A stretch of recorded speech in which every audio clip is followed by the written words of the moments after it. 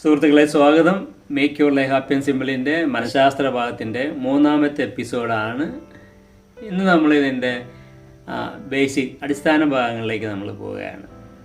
നമ്മൾ ആദ്യ ഭാഗങ്ങളൊക്കെ മനഃശാസ്ത്രത്തിൻ്റെ ഈ ഭാഗ ലക്കങ്ങളൊക്കെ നോക്കിയ ആളുകൾക്ക് അറിയാം, PAC എന്ന് പറഞ്ഞിട്ടൊരു ഭാഗം നമ്മൾ പറയുന്നുണ്ട്. അപ്പോൾ ആ PAC എന്നുള്ളതിൻ്റെ പാരൻ്റ് അഡൽട്ട് ചൈൽഡ് എന്നുള്ളതാണ് PAC. അപ്പോൾ അതിൻ്റെ ആദ്യമായിട്ട് കാണുന്നവർ ഇതിൻ്റെ മുൻലക്കങ്ങളോട് ഇന്ന് കാണുക കേട്ടോ. PAC നമ്മൾ വളരെ പ്രാവശ്യം പറയുന്ന കാര്യമാണ്, അതിൻ്റെ ബേസിക്കാണ്. ഈ ബേസിക്കിലേക്ക് എങ്ങനെ വന്നതെന്ന് വെച്ചാൽ, എറിക് ബേൺ എന്ന് പറയുന്ന ന്യൂറോളജിസ്റ്റ് രണ്ടാം ലോകമഹായുദ്ധ സമയത്ത് അദ്ദേഹത്തിന് യുദ്ധത്തിലേക്ക് പോകാനായിട്ട് കുറേ അധികം ചെറുപ്പക്കാരെ റിക്രൂട്ട് ചെയ്യേണ്ട ഒരു ആവശ്യമുണ്ടായിരുന്നു. അപ്പോൾ അങ്ങനെ റിക്രൂട്ട് സമയത്ത് കുറേ ആളുകളെ റിക്രൂട്ട് ചെയ്യണം. അപ്പോൾ അതുകൊണ്ട് ഒരിടത്ത് ഒന്ന് രണ്ട് ചോദ്യങ്ങൾ ചോദിച്ച് അതിൽ നിന്നും ഇവരുടെ സ്വഭാവം മനസ്സിലാക്കാൻ പറ്റണം. അപ്പോൾ എറിക് ബേൺ മൂന്ന് ചോദ്യങ്ങളാണ് ചോദിക്കുന്നത്. നിങ്ങൾ എവിടെ താമസിക്കുന്നു എന്നുള്ളതാണ്. അപ്പോൾ യൂറോപ്യൻ അങ്ങനെയൊക്കെയുള്ള രാജ്യത്താണ്. അപ്പോൾ അവിടെ അടുത്തടുത്ത് ധാരാളം രാജ്യങ്ങളുള്ളത് കൊണ്ട് ഏത് രാജ്യത്ത് ജീവിക്കുന്നു എന്നറിഞ്ഞാൽ തന്നെ കുറച്ച് കാര്യങ്ങൾ അറിയാൻ പറ്റും. രണ്ടാമത് ചോദിക്കുന്നത് നിങ്ങളിപ്പോൾ എന്ത് ചെയ്യുന്നു എന്നുള്ളതാണ്. അതായത് ഒരാൾ എന്ത് ചെയ്യുന്നു, എന്ത് തൊഴിൽ ചെയ്യുന്നു എന്ന് പറഞ്ഞാലും അയാളെ പറ്റി അറിയാൻ കഴിയും. മൂന്നാമത് ചോദിക്കുന്ന ഒരു ചോദ്യം, നിങ്ങൾ മാനസികമായ അസുഖത്തിന് വേണ്ടി ചികിത്സയ്ക്ക് പോയിട്ടുണ്ടോ, അല്ലെങ്കിൽ മറ്റേതെങ്കിലും അസുഖത്തിനായിട്ട് ചികിത്സ തേടിയിട്ടുണ്ടോ എന്നാണ് ചോദിക്കുന്നത്. അപ്പം അങ്ങനെ ഈ മൂന്ന് ചോദ്യങ്ങൾ ചോദിച്ചിട്ട് അതിൽ നിന്നും ഒരു നിഗമനത്തിലേക്ക് എത്തണം. ഈ ആൾ എന്തൊക്കെ സ്വഭാവമുള്ള ആളാണ്, എങ്ങനെയൊക്കെയുള്ള ആളാണ്. അപ്പം അങ്ങനെ ഉള്ള ആ ചോദ്യങ്ങൾ വഴി ഈ ആളുകളെ തരംതിരിക്കാനും കുറേ പേരെ അയാൾ അനുവദിക്കുന്നില്ല. എന്നുവെച്ചാൽ യുദ്ധത്തിനൊക്കെ പോകുന്ന ആൾക്കാർ കുറച്ച് നല്ല പരുക്കൻ അല്ലെങ്കിൽ മാനസികമായ കരുത്തുള്ള ആൾക്കാർ വേണമെന്നുള്ളതാണ്. അപ്പം അങ്ങനെ കരുത്തുള്ള ആൾക്കാരെ തിരഞ്ഞെടുക്കുന്നതിന് വേണ്ടിയിട്ട് അദ്ദേഹം ഇങ്ങനെ ചോദ്യങ്ങൾ ചോദിച്ച് കുറേയധികം ആൾക്കാരെ റിക്രൂട്ട് ചെയ്തു എന്നുള്ളതാണ്. അങ്ങനെയാണ് അദ്ദേഹത്തിന് ഈ PAC എന്ന് പറയുന്ന ഈ ഒരു കാര്യത്തെക്കുറിച്ചുള്ള ഒരു അവബോധം ഉണ്ടാകുന്നത്. പിന്നെ അദ്ദേഹം അത് ഡെവലപ്പ് ചെയ്തിട്ടാണ് നമ്മൾ പറഞ്ഞ ഈ ബേസിക്കിലേക്ക് വരുന്നത്. അപ്പം അങ്ങനെ ആ ഉണ്ടാക്കിയെടുത്ത ബേസിക്കിനകത്ത് ചൈൽഡ് എന്ന് പറയുന്ന ഭാഗത്ത് നമുക്ക് കൂടുതലറിയാം. ചൈൽഡ് എന്ന് പറയുന്നത് ഓരോ വ്യക്തിയിലുമുള്ള ശിശുഭാവം എന്നാണ് അർത്ഥം. അതായത് മനസ്സിൻ്റെ ഏറ്റവും ലാഘവത്വം കുറഞ്ഞ സന്തോഷം കൂടിയ ഒരു ഭാവം. അങ്ങനെ 3 ഭാവങ്ങളുണ്ട്. ആ 3 ഭാവങ്ങളാണ് ഒന്ന് പാരൻ്റ് എന്നും ഒന്ന് അഡൽട്ട് എന്നും ഒന്ന് ചൈൽഡ് എന്നും പറയുന്നത്. അപ്പം നമ്മൾ ഈ 3 ഭാവത്തെ നമ്മൾ തിരിച്ചറിയണം. അതിനെന്താ ആവശ്യം എന്ന് വെച്ചാൽ, നമുക്ക് ഈ സൈക്കോളജി അറിയണമെന്നുണ്ടെങ്കിൽ അല്ലെങ്കിൽ സൈക്കോളജിയെ പറ്റി മുന്നോട്ട് പോകണമെന്നുണ്ടെങ്കിൽ ഈ ബേസിക് നിങ്ങൾ അറിഞ്ഞേ പറ്റൂ. അതെന്തൊക്കെയാണെന്ന് വെച്ചാൽ, ഇപ്പോൾ വേറെ ഉദാഹരണം പറയാം. ഇപ്പം ഞാൻ മാർക്കറ്റിൽ നിന്ന് പോയിട്ട് ഒരു ബാഗിനായിട്ട് കുറേ സാധനങ്ങൾ കൊണ്ടുവന്നു. ഈ മാർക്കറ്റിൽ നിന്ന് സാധനങ്ങൾ കൊണ്ടുവന്നിട്ട് അത് ആ ബാഗ് അവിടെ വെച്ചാൽ മതി. ഭാര്യ വന്നിട്ട് ഉടനെ തന്നെ ഓരോ സാധനങ്ങൾ എടുത്തിട്ട് അത് അതിൻ്റെ സ്ഥാനത്ത് കൊണ്ടു വയ്ക്കും, ഇല്ലേ? ഇപ്പോൾ പച്ചക്കറിയാണെങ്കിൽ ഉടനെ അത് അടുക്കള ഫ്രിഡ്ജിലേക്കായിരിക്കും പോവുക. ഇപ്പോൾ മുട്ടയാണെങ്കിൽ അത് വേറെ ഭാഗത്തേക്കായിരിക്കും പോവുക. അതേപോലെ തന്നെ ചന്ദനത്തിര കിട്ടുന്നതെങ്കിൽ അത് വേറെ ഭാഗത്തേക്ക് മാറ്റി വയ്ക്കും, ഇല്ലേ? അതേമാതിരി ഉണക്കമീനാണെന്ന് ഇരിക്കട്ടെ, ഉടനെ തന്നെ അത് വേറെ ഭാഗത്തേക്ക് പോകും. ഇനി അതൊക്കെ കഴിഞ്ഞിട്ട് നോക്കി കഴിഞ്ഞാൽ ഒരു ചെരുപ്പാണ് അടിയിലിരിക്കുന്നത്, ചെരുപ്പിൻ്റെ ഭാഗത്തേക്ക് പോകും. ഇങ്ങനെ നമ്മളൊരു വീട്ടിലേക്ക് കൊണ്ടുവരുന്ന സാധനങ്ങൾ എന്തൊക്കെയായാലും അത് എവിടേക്ക് ഇരിക്കണമെന്ന് എവിടെ കൊണ്ടുവയ്ക്കുന്നത് നമുക്കറിയാം. ഇതേമാതിരി നമ്മളിൽ നിന്നും കേൾക്കുന്ന വാക്കുകൾ അല്ലെങ്കിൽ നമ്മളുടെ ഓരോ പ്രവൃത്തികൾ അല്ലെങ്കിൽ നമ്മളിൽ നിന്ന് കിട്ടുന്ന ഓരോ സൂചനകൾ, ഇത് ഏതൊക്കെ ഭാഗത്തു നിന്നാണ് വരുന്നതെന്ന് അറിഞ്ഞു കഴിഞ്ഞാൽ ഈ വ്യക്തിയെക്കുറിച്ച് കൂടുതൽ അറിവ് കിട്ടുന്നുള്ളതാണ്. അപ്പോൾ ഒരു മനഃശാസ്ത്രം സംബന്ധിച്ചിട്ട് ഒരു വ്യക്തി ഒരു പാരഗ്രാഫ് സംസാരിച്ചാൽ മതി. ആ സമയത്ത് ഉണ്ടാകുന്ന അയാളുടെ മുഖഭാവം, കൈ, കാല് ഇതൊക്കെ കാണിച്ചു കഴിഞ്ഞാൽ അയാളെ ഏത് സ്വഭാവക്കാരനും തിരിച്ചറിയാൻ പറ്റുമെന്നുള്ളതാണ്. എല്ലാവർക്കും ആ കഴിവുണ്ടാവണം എന്നൊന്നല്ല പറയുന്നത്, ഇറ്റ് ഇസ് സോ സിമ്പിൾ എന്ന് പറയാം. അപ്പോൾ നിങ്ങൾക്കും ആ രീതിയിലുള്ള കഴിവിലേക്ക് എത്തിച്ചേരാം എന്നാണ് ഞാൻ ഇതുവഴി പറയുന്നത്.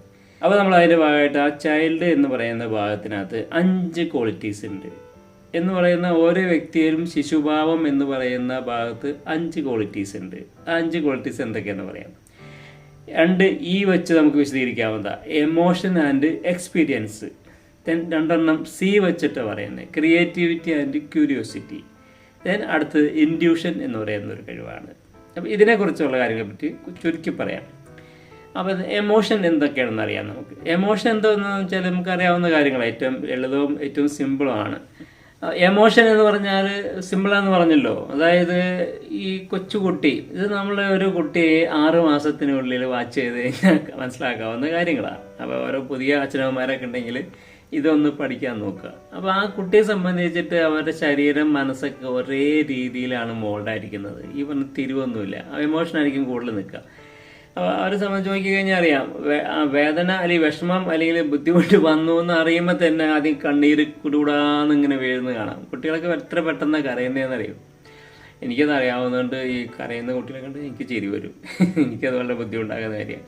കാരണം ഈ കുട്ടികളുടെ ആ ലാഘവത്വവും അതുപോലെ എത്ര പെട്ടെന്ന് അവർ ആ വികാരങ്ങൾ പ്രകടിപ്പിക്കുന്നത്. അതേസമയം ഇതേപോലെ തന്നെ ഒരു വയസ്സായ ഒരാളെ സംബന്ധിച്ചിട്ട് കരയാന്ന് പറയുന്നത് നടക്കുന്ന കാര്യമല്ല. എന്നാൽ അയാളെ കരച്ചിൽ വരുന്നുണ്ട് എന്ന് വെച്ചാൽ നമ്മൾ സപ്രസ് ചെയ്യാൻ പഠിക്കുന്നതുകൊണ്ട് സംഭവിക്കുന്ന കാര്യങ്ങളാണ്. അപ്പോൾ അത് പ്രകാരം എമോഷൻ എന്ന് പറയുന്നത് നമ്മൾ വളരെയേറെ ശ്രദ്ധിക്കേണ്ട ഒരു ഘടകമാണ്. എന്ന് വെച്ചാൽ വളരെ പെട്ടെന്ന് നമ്മൾ വൈകാരികമായ അവസ്ഥയിലേക്ക് പോകും, അല്ലെങ്കിൽ പോകുന്ന അവസ്ഥയിലാണ് നമ്മൾ. അതങ്ങനെയുള്ള അവസ്ഥയാണ് നമ്മൾ ചൈൽഡ് എന്ന് പറയുന്നത്. നിങ്ങളിപ്പോൾ ആ ചൈൽഡ് ഈഗോ സ്റ്റേറ്റിലാണ് എന്നാണ് നമ്മൾ മനഃശാസ്ത്രം പ്രകാരം വ്യാഖ്യാനിക്കുന്നത്. അപ്പോൾ എമോഷനൊക്കെ ആലോചിച്ച് നോക്കി, നമുക്ക് ഇഷ്ടം പോലെ അനുഭവങ്ങളുടെ ഒരു ശേഖരം തന്നെ മനസ്സിനകത്ത് ഉണ്ടാവും. ഇത് നമ്മൾ ഏറ്റവും ഈ തലച്ചോറിൻ്റെ പിറവശത്തുള്ള സ്റ്റം എന്ന് പറയുന്ന ഭാഗമാണ് നമ്മൾ ഈ ചൈൽഡ് എന്ന് പറയുന്ന ഈ ഭാഗം. എന്ന് വെച്ചാൽ ഏറ്റവും കൂടുതൽ വൈകാരികമായ നമ്മളുടെ കേന്ദ്രം തലച്ചോറിൻ്റെ ഈ പിൻഭാഗമാണ്. വളരെ ക്ഷതങ്ങളൊക്കെ ഏറ്റ് കഴിഞ്ഞാൽ പെട്ടെന്ന് മരിക്കുന്ന സ്ഥലം കൂടിയാണ്. അപ്പം അങ്ങനെ ആ പിൻഭാഗത്തുള്ള തലച്ചോറിൻ്റെ ഭാഗത്തിനെയാണ് നമ്മൾ ഈ ഇതെന്ന് പറയുന്നത്. അപ്പം എന്ന് വെച്ചാൽ ജീവിതമായിട്ട് ബന്ധപ്പെട്ടതാ. ജീവനം എന്ന് വെച്ചാൽ ഓക്സിജൻ അതുമാതിരി മറ്റ് പ്രക്രിയയെല്ലാം കൺട്രോൾ ചെയ്യുന്നതൊക്കെ അതാ. ശ്വസനം അല്ലെങ്കിൽ ഹൃദയത്തിൻ്റെ കാര്യങ്ങൾ, കിഡ്നിയുടെ കാര്യങ്ങളെല്ലാം കൺട്രോൾ ചെയ്യുന്നതൊക്കെ ആ ഭാഗത്തുനിന്ന് പറയാം. ഓട്ടോണോമസ് നെർവസ് സിസ്റ്റം എന്നൊക്കെയാണ് പറയാം. അതായത് നമ്മളുടെ ഇച്ഛാശക്തി ഇല്ലാതെ ഈ കാര്യങ്ങളൊക്കെ പ്രവർത്തിക്കുന്നു അർത്ഥം. അതാണ് ഓട്ടോണോമസ് എന്ന് പറയുന്നത്. നമ്മുടെ താല്പര്യത്തോടെ എല്ലാ ശരീരം ആ രീതിയിൽ കൺട്രോൾ വരുത്തുന്നതെന്ന് വെച്ചാൽ ശരീരത്തിന് എന്താണ് വേണ്ടത് അത് വെച്ചിട്ട് അത് നിയന്ത്രിക്കപ്പെടും എന്നുള്ളതാണ്. അപ്പോൾ ആ ഭാഗമാണ് നമ്മൾ ഈ കൈകാര്യം ചെയ്യുന്ന ചുരുക്കം. അതിൻ്റെ ബാഹ്യമായിട്ട് കാണുന്ന ഭാഗമാണ് നമ്മൾ ഈ പറയുന്ന കാര്യങ്ങൾ. അപ്പോൾ എമോഷൻ എന്ന് പറയുന്ന ഭാഗം എന്ന് വെച്ചാൽ നിങ്ങളിപ്പോൾ ഒരു എമോഷന് അടിമപ്പെട്ടു എന്നുണ്ടെങ്കിൽ നിങ്ങൾ അപ്പോൾ ചൈൽഡ് ഈഗോ സ്റ്റേറ്റിലാണ് അർത്ഥം.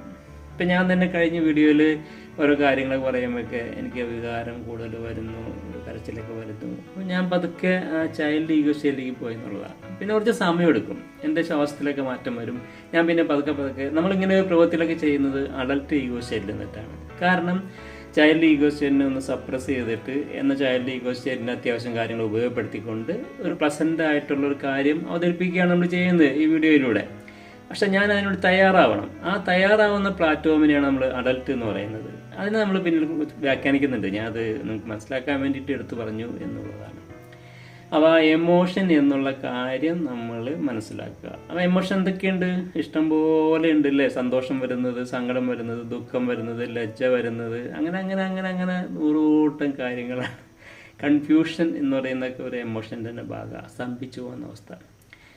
അപ്പം എന്താണ് ഇതിൻ്റെ പഠിക്കേണ്ട കാര്യം? നമ്മൾക്ക് സന്തോഷം നൽകണം അല്ലെങ്കിൽ നമുക്ക് വികാരം കൂടുതൽ അനുഭവിക്കണം എന്നുണ്ടെങ്കിൽ നമ്മൾ ചൈൽഡ് ഈഗോ സ്റ്റേറ്റിലേക്ക് മാറണം എന്നർത്ഥം. അപ്പോൾ നമുക്ക് സന്തോഷം വേണം, എനിക്ക് സന്തോഷം വേണം, എനിക്ക് എന്ത് ചെയ്യാൻ പറ്റും? I want to become my child ego state, I go through my child ego state എന്നാണ് ഉത്തരം. എന്ന് വെച്ചാൽ സന്തോഷം നൽകുന്ന കാര്യങ്ങളിലേക്ക് ഞാൻ മാറണം എന്നാണ് അർത്ഥം. എന്ന് പറഞ്ഞാൽ സന്തോഷം നൽകുന്ന എന്താണോ അതിലേക്ക് ഞാൻ പോകണം. അതായത് കാഴ്ചകൾ കാണാൻ ഇഷ്ടമാണ്, അത് പോകണം. ഭക്ഷണം കഴിക്കുന്നത് ഇഷ്ടമാണ്, ഞാൻ അതിന് പോകണം. അങ്ങനെ പുറമേയുള്ള കാര്യങ്ങളിലൊക്കെ കൂടുതൽ വ്യാപൃതരാകുന്നതാണ് ഈ സന്തോഷം കണ്ടെത്താനുള്ള വഴി. എങ്കിൽ നമ്മളതിന് തയ്യാറായി കഴിഞ്ഞാൽ എനിക്ക് സന്തോഷം കിട്ടും. കാര്യത്തിൽ പറഞ്ഞാൽ ചൈൽഡ് ഈഗോ സ്റ്റേറ്റിലൂടെ കൂടുതൽ സമയം നമ്മൾ ചിലവഴിച്ചു എന്ന് ഏറ്റവും ചുരുക്കി പറയാം. അപ്പോൾ വീടുകളിലാണെങ്കിൽ ഇപ്പോൾ വീട്ടമ്മമാരൊക്കെ ആണെങ്കിലും ചോദിക്കുക, നമുക്ക് ഇഷ്ടപ്പെട്ട സംഗീതങ്ങൾ കാണാം, പിന്നെ ഇഷ്ടമുള്ള TV കാര്യങ്ങൾ കാണാം, നമുക്ക് ഇഷ്ടമുള്ള മറ്റ് പ്രവൃത്തികളൊക്കെ ചെയ്യാം അല്ലേ? സന്തോഷം നൽകുന്ന കലാപ്രവൃത്തികളോ അങ്ങനെ ഓരോ കാര്യങ്ങൾ. അപ്പോൾ ഇതിനകത്ത് നമ്മൾ പറയുന്ന മെസ്സേജ് എന്താണെന്ന് വെച്ചാൽ, നിങ്ങൾക്ക് സന്തോഷം കിട്ടണമെന്നുണ്ടെങ്കിൽ നിങ്ങൾക്ക് താല്പര്യമുള്ള കാര്യങ്ങൾ നിങ്ങൾ സന്തോഷത്തോടെ ചെയ്യാൻ നോക്കിക്കഴിഞ്ഞാൽ നിങ്ങൾക്ക് സന്തോഷം കിട്ടും. Make your life happy. അപ്പം ഇത് മനസ്സിൻ്റെ ഏറ്റവും ലളിതമായ ലാളിത്യം നിറഞ്ഞൊരു ഭാവമാണെന്ന് തിരിച്ചറിയുക. ഇത് എല്ലാവരിലും ഉണ്ട്. അപ്പോൾ ചെറിയ കുട്ടി കരയുക, ചിരിക്കുക എന്നൊക്കെ ചെയ്യുന്നത് വളരെ ഫാസ്റ്റാണ്. അപ്പോൾ അവർ കുറേ എമോഷണലി അവർ വളരെ സ്റ്റെബിലിറ്റി ഇല്ലാത്തവരാണെന്നർത്ഥം. അപ്പോൾ അതിൻ്റെ ദോഷം എന്ന് പറയുന്നത് നിങ്ങളിങ്ങനെ കാര്യങ്ങളൊക്കെ ചെയ്യുമ്പോൾ അത് ഔചിത്യത്തോടുള്ള പ്രവൃത്തികളാവണമെന്നില്ല. അപ്പോൾ ഒരു ഓഫീസ് സമയത്തൊക്കെ ഒരു കുട്ടിയൊക്കെ കരയാന്ന് പറഞ്ഞാൽ അതിന് ഭയങ്കര വിഷമം തോന്നി കരയാന്ന് വെച്ചാൽ ആലോചിച്ച് നിങ്ങൾ ഡിസ്റ്റർബായി എന്നർത്ഥം. അപ്പോൾ നമ്മളുടെ ഒരു സാഹചര്യങ്ങൾക്ക് അനുസരിച്ചിട്ട് ഈ ചൈൽഡ് ഈഗോസിനെ നിങ്ങൾ കൺട്രോൾ ചെയ്യേണ്ട ഒരു ഉത്തരവാദിത്വം ഉണ്ടെന്ന് കൂടി തിരിച്ചറിയാം. ഇപ്പോൾ ഇതിൻ്റെ ലെസൻ്റെ ആവശ്യകത അതാണ്. നിങ്ങൾ അതിനെ കയറൂരി വിടുക എന്ന് മാത്രമല്ല, ആവശ്യ സമയങ്ങളിൽ ഈ വികാരങ്ങളെ നിയന്ത്രിക്കണം എന്നുകൂടി നമ്മൾ തിരിച്ചറിയണം. എന്ന് വെച്ചാൽ എൻ്റെ child Egoss should be controlled. അപ്പോൾ ഇതിൻ്റെ കൺട്രോളിങ് മറ്റു കാര്യങ്ങളെ പറ്റി നമ്മൾ അടുത്ത വീഡിയോയിൽ വരുന്നുണ്ട്, അടുത്ത ലക്കങ്ങൾ വരുന്നുണ്ട്. ഇപ്പം നമ്മൾ എമോഷനെ കുറിച്ചാണ് പറയുന്നത്. ഇനി അടുത്ത് എക്സ്പീരിയൻസ് എന്നുള്ള ഭാഗമാണ്. എക്സ്പീരിയൻസ് എന്ന് പറഞ്ഞാൽ നമുക്കതറിയാം, ധാരാളം നമുക്ക് എല്ലാത്തിനും ഒരു വേദനയുടെ ഒരു സംഭവം ഉണ്ടാവും. അതാണ് നമ്മൾ എക്സ്പീരിയൻസ് എന്ന് പറയുന്നത്. എന്നുവെച്ചാൽ മനസ്സിൻ്റെ ഏതോ ഒരു ഭാഗത്തെ അത് സ്പർശിച്ചു, അത് നിലനിൽക്കുന്നതാണ്, മറക്കുന്നതല്ല. അപ്പോൾ ഒരാൾ ഇപ്പോൾ വെള്ളത്തിൽ മുങ്ങിച്ചാവാൻ അങ്ങോട്ട് പോയി, വെള്ളത്തിലേക്ക് പോയി ഒരു വെള്ളം കുടിച്ച് അങ്ങ് ചാവാൻ അങ്ങോട്ട് പോയി. ആ സമയത്ത് അയാൾക്ക് ഭയങ്കര അനുഭവങ്ങളായിരിക്കും ഉണ്ടാവുക. ഞാൻ ഇപ്പോൾ മരിക്കാൻ പോകുന്നുണ്ട് എന്നുള്ള കാര്യങ്ങൾ. പിന്നെ ആരോ വന്ന് രക്ഷപ്പെടുത്തി എന്നുള്ളതാണ്. അങ്ങനെ മുങ്ങിപ്പോയ ഒരാൾ രക്ഷപ്പെട്ട് വരുന്നത് വലിയൊരു അനുഭവമാണ്. It is an experience. ആ എക്സ്പീരിയൻസ് നമ്മൾ മനസ്സിനകത്ത് സ്റ്റോർ ചെയ്ത് വെക്കും. അതിന് പറയാൻ കാരണം എന്ന് വെച്ചാൽ അതാണ് എക്സ്പീരിയൻസിൻ്റെ ഏറ്റവും വലിയത്. മരണത്തോടടുത്തുള്ള നമ്മളുടെ അനുഭവങ്ങളൊക്കെയാണ്. അതിന് വളരെ വില കൂടുതലായിരിക്കും. അപ്പോൾ അങ്ങനെ ഓരോ രോഗാവസ്ഥയിലുണ്ടാകുന്ന നമ്മുടെ മനസ്സിൻ്റെ കാര്യങ്ങൾ, അല്ലെങ്കിൽ പെട്ടെന്ന് ഒരു അപകടത്തിലേക്ക് പോകാൻ പോയ കാര്യങ്ങൾ, ഇതിനൊക്കെ തീക്ഷ്ണത കൂടുതലായിരിക്കും നടത്തുള്ളൂ. അപ്പോൾ നമ്മൾ ഈ മനഃശാസ്ത്രത്തിനകത്തുള്ള ഏറ്റവും വലിയ പ്രശ്നങ്ങളൊക്കെ ഇങ്ങനെയുള്ള ഈ അനുഭവങ്ങളെ അടിസ്ഥാനമാക്കിക്കൊണ്ടായിരിക്കും എന്നുകൂടി തിരിച്ചറിയാം. അപ്പോൾ ഇതൊക്കെ ഏതെങ്കിലുമൊക്കെ അനുഭവങ്ങളെ ബേസ് ചെയ്തിട്ടായിരിക്കും നമ്മളുടെ വലിയ വലിയ തീരുമാനങ്ങൾ, നമ്മൾ മുമ്പ് പറഞ്ഞ ആത്മഹത്യാപരമായ കാര്യങ്ങളൊക്കെ ഉണ്ടാകുന്നത്. അതെല്ലാം ചൈൽഡ് ഈഗോസിലൂടെ നമ്മൾ ശേഖരിച്ചു വയ്ക്കുന്നത്. അപ്പോൾ ചൈൽഡ് ഈഗോസിന് വളരെ വിലയുണ്ട്. ഇപ്പോൾ ഒരു കൊച്ചുകുട്ടിയെ തീയൊക്കെ കണ്ടു കഴിയുമ്പോൾ തുടരലേ എന്നൊക്കെ പല പ്രാവശ്യങ്ങളും പറയും. പക്ഷേ നമ്മൾ പോയി അതിനെക്കാരി പിടിച്ചു കഴിയുമ്പോൾ അതിൻ്റെ പൊള്ളൽ നമുക്ക് എന്താണെന്ന് ബോധ്യപ്പെടും. അപ്പോൾ നമ്മൾ അനുഭവങ്ങളിലൂടെ പഠിക്കുന്ന പാഠം പിന്നെ മറക്കില്ല. അപ്പോൾ ആ കുട്ടിക്ക് പിന്നെ പറഞ്ഞു കൊടുക്കേണ്ട കാര്യമില്ല തീ എന്താണെന്നും അത് പൊള്ളും എന്നുള്ള കാര്യം ഇല്ലേ. ഒരു കത്തി ഉപയോഗിച്ചിട്ട് നമ്മൾ ചെയ്യുമ്പോൾ കൈയൊക്കെ ഒന്ന് മുറിഞ്ഞ് കഴിഞ്ഞാൽ ആലോചിച്ച് നോക്കുക, കത്തി കൈ കൊണ്ട് മുറിയുന്ന സാധനമാണ്. അപ്പോൾ അങ്ങനെ നമുക്ക് അനുഭവങ്ങളുടെ മേഖലയും ഈ മുമ്പ് പറഞ്ഞ എമോഷൻ്റെ മേഖലയോട് ഒത്തു നിൽക്കുന്ന ഒന്നുകൂടിയാണ് അനുഭവങ്ങളുടെ മേഖല എന്ന് തിരിച്ചറിയുക. അപ്പോൾ ആ ഇമോഷൻ ആൻഡ് എക്സ്പീരിയൻസ് എന്ന് പറയുന്നതിനെ നമ്മൾ സ്വയം തിരിച്ചറിയണം. അത് ചൈൽഡ് ഈഗോ സ്റ്റേറ്റിലാണെന്ന് അറിയണം. അതിന് വേണ്ട വിധത്തിൽ നമുക്ക് എന്താ പറയുക, കൈകാര്യം ചെയ്യാനുള്ള ശേഷി കൂടി നേടണം എന്നുകൂടി ഞാൻ ആവശ്യപ്പെടുകയാണ്. അപ്പോൾ ഈ എപ്പിസോഡ് ചുരുക്കുകയാണ്. അടുത്തത് നമ്മൾ അതിൻ്റെ ക്രിയേറ്റിവിറ്റിയും ക്യൂരിയോസിറ്റിയെ പറ്റി പറയും. Thank you for your listen. നിങ്ങൾ ഷെയർ ചെയ്യണം. Thank you.